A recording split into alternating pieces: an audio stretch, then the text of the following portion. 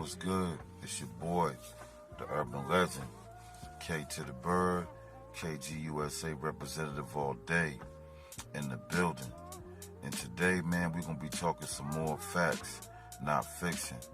And the artist we're going to be focusing on today is Lachat. Lachat, you know what I mean? Legendary female artist. We're going to get into some of her history, and I'm going to tell y'all about how I linked with her, and we dropped a couple records together as well. Alright, Lachat. Lachat, aka Chastity Daniels, grew up in Memphis, you know what I mean? Memphis, Tennessee. Born and raised Tennessee girl, real country, real southern, but real thuggish with it as well. But that thug girl that got good manners and good qualities, you know, good black woman qualities, you feel me? So, she started off doing her music shit in high school, you know what I mean? She used to be out there in her high school out there in Memphis, Tennessee, freestyling, battling people, you know what I mean? Just rapping around the hood in her school. And Memphis, the school she went to in Memphis is a real legendary school. Like, you got to even go to the school she went to, you know what I mean? But, you know, Lachat ain't never had no problems because she always been a street girl, always an extra street girl. Always been an extra hood chick for no bullshit. But I know she told a story that been on a lot of platforms before about back in the day somebody taking her money when she was a little girl just walking to school. Because like I said, this was a real rough school that she went to, man. A real rough school. Just picture like fucking Joe Clark on Lean On Me type shit. So somebody took her money and shit, but she went back and told her older brother. Yeah, she told her brother, and her brother ran down on dude, man. Ran down on him and fucked him up. And she said when she was there, she saw her brother tearing his ass off. She was so scared for the other dude because she was like, her brother about to kill him, you know what I mean? Her brother came up the hallway, that's why. So she was already born and bred into that. So she been in high school doing her thing, freestyling, and she was starting to make a name for everybody but saying, yo, that girl be going hard at school, man. That girl Chastity. That little girl Chastity, you know what I mean? That's where they get the little chat from. It's a little chat, really. But you know how they put the Memphis to a little chat. But yeah, Chastity been out there doing her thing, smashing everybody in the high school. So Juicy J reached out to her. At this time, Juicy J was a DJ, a club promoter, and you know what I mean? He was doing his independent shit already, but not as a collective as 3-6 Mafia. He been Juicy J, the DJ, the hustler, you know, the party promoter, and he made some real records. So he reached out to her, called her on the crib at the house, on the house phone. She answered the phone, and he was like, yo, this is Lachat. And then they got back and forth, and he was like, let me hear something over the phone. Let me spit something. But Lachat, like, she like 15, 16 at the time, man. She's sitting in the house in front of her mom's, like, eating dinner. And when she get on the phone and he like, let me spit something, she like, I can't do that right now. And she hang up on him. And Juicy J, most people would be like, you hung up on that kind of opportunity to work with Juicy J at that time? But she was like, yo, man, my mom was right there, man. I couldn't go hard how I need to. So after she hung up on him, Juicy J called back late on that night and be like, yo, to chat, you know, I heard you really can rap. You know, everybody telling me around the town that you really spit good. You know what I mean? Let me hear something. I just want to see how your talent is, see how you sound. I might want to work with you. So then she went outside, you know. Her mom's been already sleeping and shit, so she gave him them bars, and he was like, yo, come out to the studio tomorrow. We gonna work. And ever since that day, man, she working with Juicy J since that moment. And then, you know, like when Juicy J and DJ Paul merged together and brought 3-6 Mafia together as collective, she was a part of the artists that Juicy brought in, you know. Juicy brought Project Pat in, Juicy brought Lachat in, and Juicy brought a couple other people in as well, but those the main two people that Juicy brought into 3-6 Mafia. So from that moment on, she been on every album that they ever did. On the first album they did, Mystic Style, she was on there doing her thing, representing, holding it down for the South, you know, bringing that lyrical shit. And a lot of people will always wonder, like, how come I only knew about Gangsta Boo and 3 6 Mafia? Well, that means you've been a casual fan, because if you've been a real fan listening to every album they put out, like, she was on every album, and her and Gangsta Boo sound different, you know what I mean? Gangsta Boo, rest in peace, is a full legend, she got her own style. And when 3 6 Mafia first came out, she was the artist that stood out the most in the group, not Juicy and not Paul. I would say you gotta give it to Gangsta Boo. She was a major pillar in the success when they went commercial, or not commercial, went global. So rest in peace to Gangsta Boo. But LaChat used to always hold her own with Gangsta Boo in the tracks. If Gangsta Boo was on that same album killing some shit, LaChat always on that same album killing some shit, with some good shit, lyrical shit. And she got that tone, she got that voice, and her shit just hard, and the way she ride the beat is dope. So after the Mystic Styles album, they put out, When the Smoke Clears album, and 3 6 Mafia as a whole. And when they dropped When the Smoke Clears album, she was featured on that album a lot more than the first album. So then people been starting to recognize, like, yo, that girl LaChat kind of hard. So then they did that movie Choices. And when they did the Choices movie, she was in there, giving her face to who she is as the artist as well. She was in that movie, and they did a soundtrack, and she was all over that soundtrack. The best part of that soundtrack, in my personal opinion, is like her Project Pat songs, They kind of shined on that Choices album, you know what I mean? And after that, they said, man, we got to get LaChat her own solo album. So they dropped LaChat's first solo album, which was called Murder She Spoke. Yeah, Murder She Spoke. For the real supporters and the real fans out there that know about LaChat, this shit was a real solid album, it was real good.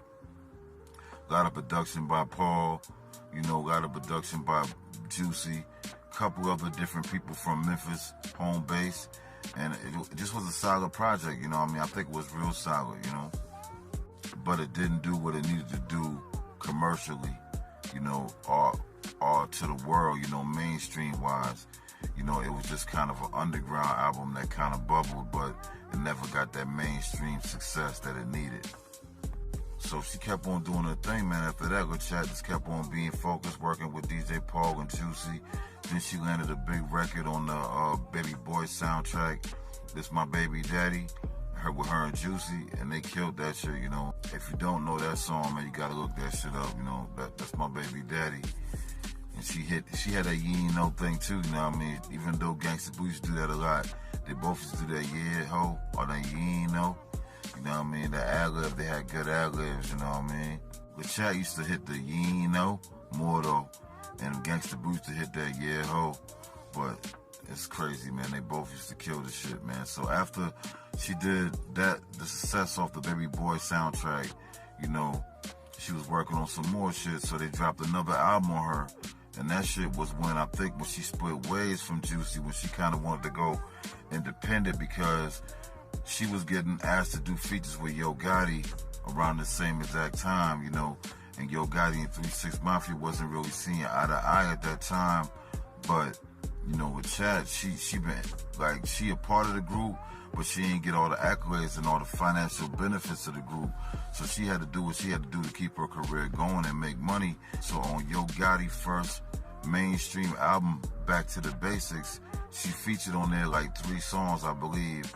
3 songs, and she wanted to go independent, so she had to go independent by herself to do the shit with Yo Gotti, because Juicy J and Paul wasn't having that shit at the time, when they had a disagreement with Yo Gotti. But anyway, after that, she did a couple songs with Yo Gotti. She had a buzz on the mixtape circuit, She did a lot of songs with Gotti. She did a lot of songs with Gucci Mane. She did like a whole damn near project with Gucci Mane. There's so many songs she did with Gucci Mane around this time. But after all of that success, she dropped an independent album called The Hood Homegirl. Yeah, The Hood Homegirl. If you never heard The Hood Homegirl, you should look that up, man. It's a real solid project, It didn't do what it was supposed to do commercially, But it was still a solid project, man. It got a lot of love, a lot of support, I know I was one of the people that supported it. I was one of the people that bought that shit. So You know, to me, it was a real solid album, and the shit went hard, and she still wasn't slacking not one bit. She was still consistently pushing her brand, and that shit was fire. Yeah, so after the Hood Homegirl, man, she just kept on pushing her line, doing independent releases. Well, at that time, she did a lot of independent mixtapes, you know, featured on a lot of artist shit like Young Jock, Gucci Man, a lot of people, man. She just been grinding out there doing her thing. I even think she got a couple records with Young Dolph. Rest in peace, Young Dolph. She got a couple records with Young Dolph when he was coming up in his grind around that same time.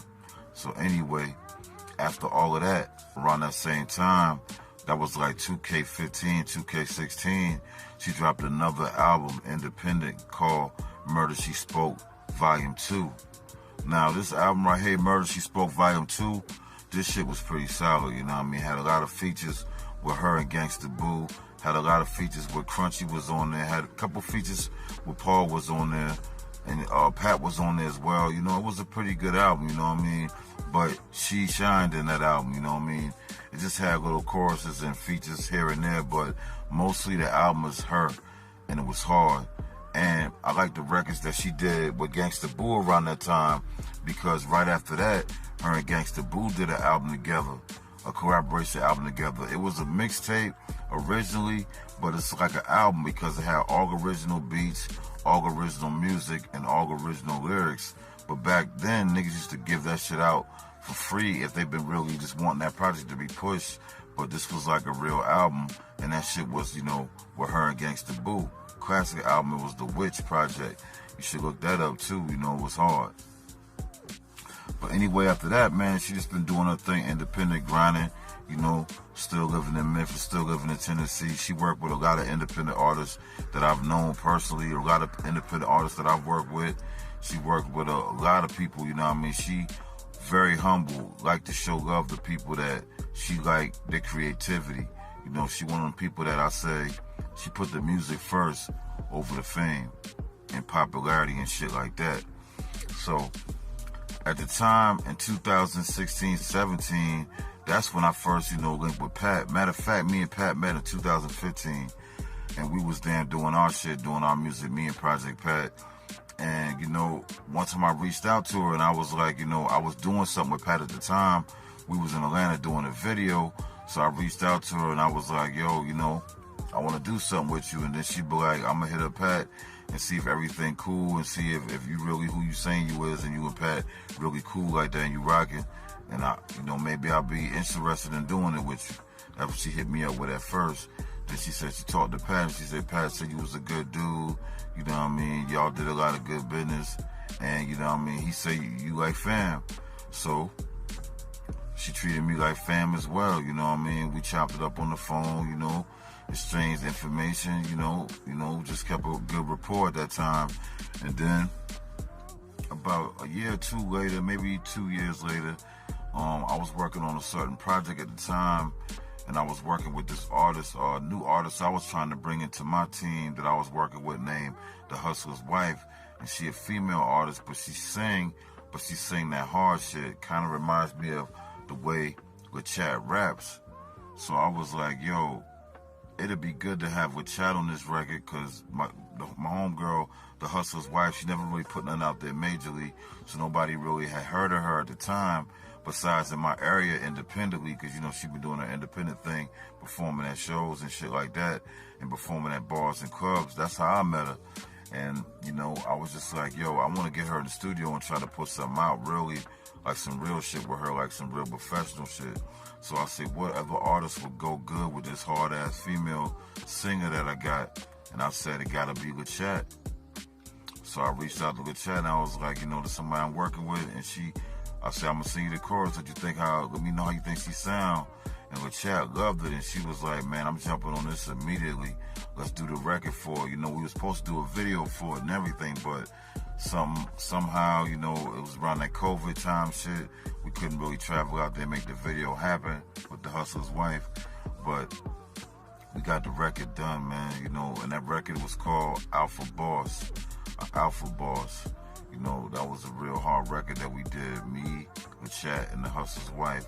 LaChat came through, murdered the verse, You know what I mean? The beat was produced by King Kevin in Atlanta. Shit was a banger, man. Shit was some fire. And after that moment, man, we had a good relationship. So, like, we worked on other records together as well. Like, she appeared on my Bird Print album, like, twice. We had a song called Everything You Not, and we had a song called Boss. Yeah, we had a song called just Boss. Yeah, and that shit was hard too, man. So, with Chat, always been a real person, and she always been down to earth, real humble, real respectable. And that's why I say, like, you know, I call her a Chat, but I mean, I feel like I can call her Chastity, man, because she a real down to earth person, you know. And I've been seeing lately, she been kind of going through it because we lost, you know, one of the most important female Southern artists in the game that we had was Gangsta Boo, and we lost her. And I know they were really friends and family, so sending prayers out to the Chat, man, sending her healing energy, the best healing energy in the world, and hoping she get comfort. You know what I mean? All my condolences go to Gangsta Boo family and everybody on the team. And I just wanted to give y'all a little bit of information about the Chat, you know. She a legend in her own right as well, too. And I'm honored to have multiple records with her that you all should go motherfucking stream right now and stop playing. You know what I'm saying? And that's all we doing for the day, man. Facts, not fiction. It's your boy, K to the Bird, signing out.